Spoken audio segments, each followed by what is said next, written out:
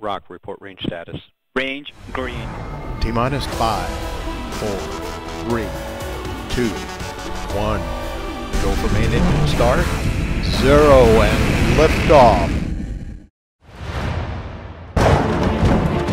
These are not the best of conditions. But for these knights of the highways, hauling a multi-million-dollar spacecraft more than 800 miles is all in a day's work. You just don't think about the cost of what's back there. You just want to make sure it's safe, it doesn't get destroyed, you don't get destroyed, and everybody's safe at the end of the day. TESS stands for Transiting Exoplanet Survey Satellite. It's designed to spend 2 years searching for exoplanets. The 16-hour road trip from Virginia to Florida wasn't easy, and protecting this one-of-a-kind spacecraft during its move was vital.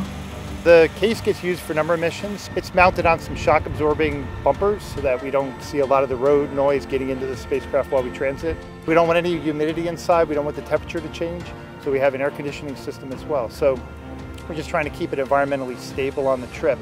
And then we have very sensitive science instruments. So we actually provide a nitrogen purge. We spray nitrogen gas in to make sure that no air gets in contact with some of the sensitive components. Even though TESS has safely made it to NASA's Kennedy Space Center, the job of keeping it clean is far from over. TESS has really strict contamination control requirements.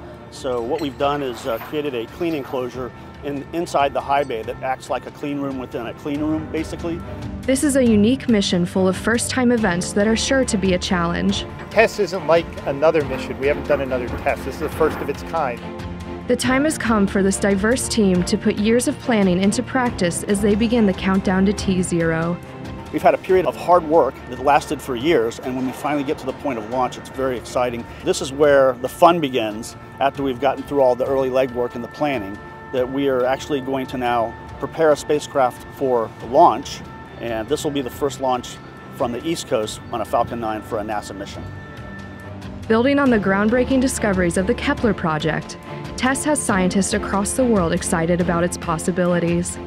TESS is probably one of the most interesting spacecrafts that I've ever worked on in my career because of the science it's bringing back down to Earth. It's taking science fiction to science fact. What TESS is going to do is look around the entire sky around us to find stars nearby, much closer, 10 times closer than Kepler. The really exciting part about this is it's the first all-sky survey of this type, using the transiting method to look for Earth-sized and super-Earth planets. I think the real interest by the public in exoplanets is that everyone has a dream that there's an Earth analog out there, another planet that has the ability to have an atmosphere and water and sustain life on it. That, of course, is the ultimate sort of goal of exoplanet science. As the science community eagerly awaits launch, the countdown to T0 is now underway.